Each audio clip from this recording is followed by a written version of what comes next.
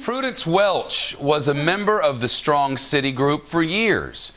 She now lives in Washington State with her husband and 4 children. She's making an appearance in a National Geographic special called Inside a Cult. It airs next week. Ms. Welch joins us now. She's on the phone with us. Good to talk to you. Thank you. Thank you. 15 years in this thing, huh? What was it? Tell me about it. Well, at first it started out, it was fairly easygoing.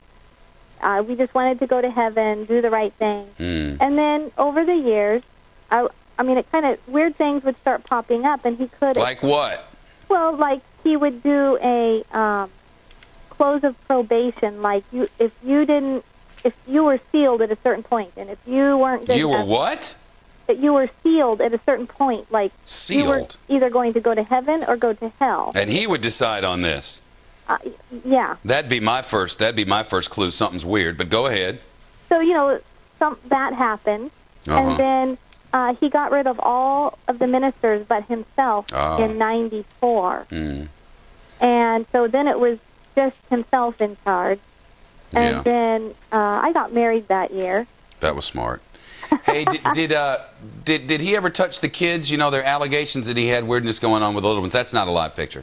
Did he have any weirdness with the children? Not when I was there. Did you hear anything about that? Well, yeah, I've heard a lot about it. Surprise you at all? No, because see, he was always in, since he became Messiah in 2000. Since he became Messiah in 2000. Is that what you just said? That's what I said. Sorry, that's weird, but go on. Okay. He, you know, started basically kissing people on the lips, and people started not being married anymore. Not being married anymore? Yeah, I remember. They were all saving themselves for him? Yes. I remember at one point I had my son with me, and we were walking up to our fifth wheel. We had a fifth wheel we lived in. What's a fifth? Fifth wheel. Oh, fifth wheel. What's trailer. that? It's a RV. Okay, go ahead. And I was with my son, and we came around the corner, and there was my mother kissing my dad's best friend. It was like all of a sudden everybody was kissing on each other. But gross. And that was cool? That was fine with everyone? It was going on. And so then he kind of like reined everybody in and said, you know, this isn't supposed to happen. You know, I'm the only one that can do this. All of a sudden the Messiah is the only one who can kiss all the women. Right. Do we know exactly how he became the Messiah, or did he share that information? Yeah, he said he was sitting in a chair one day, and all of a sudden he was Messiah. Who told him he was the Messiah? It just came out of thin air. Wow, that was really convenient. Did anybody go, hey, you, what is wrong? What's with you? Why didn't people rebel against this guy? What is it? Well, there were people that were like, you know, hey, look. And what happened to them? Well, they either changed, you know, he either explained it away with Scripture, or they left. Your mother's still in that cult, huh? Yes, she has breast cancer and she's dying. She what? Yeah, she has breast cancer. And is she getting treatment? No. Why? Because she wants to die. She did a natural type thing years ago when... How old is she? She's 58. She's 58 and she wants to die. Does this Messiah character have any influence over her? Well, I think so. I told her, I said, well, if he's Messiah, then heal her. And his attitude is, well, you wouldn't believe anyway. I was like, wait, well, now, Prudence, your mother is 58. She's inside a cult. She has breast cancer. She's not going to get treated because the Messiah says don't bother?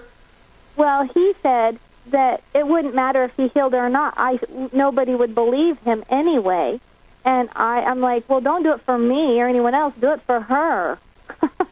If my mother is going to die of breast cancer, you know, with great respect, I don't know your situation, but I don't think I could laugh about it. I think I'd probably have every friend I know and spend every dime I have to storm that place and get my mother the heck out of there. Well, that's kind of what I have been doing in my own way. You know, she wants to be there. She has disowned me. She won't speak to me. And he thinks the people he says are going to heaven, and that everybody else is going to hell. Correct. If you don't say he's Messiah and believe it with all your heart, you're a heathen and you're going to hell. How did you get up out of there? Can people just leave whenever they want?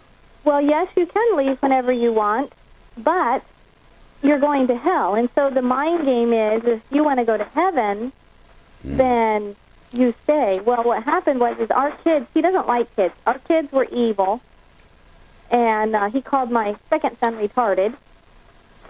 And he just told us that, you know, if they were going to fight, any kids, if they were going to fight or play with toys or anything like that, then they were going to have to leave. How many people are up in there?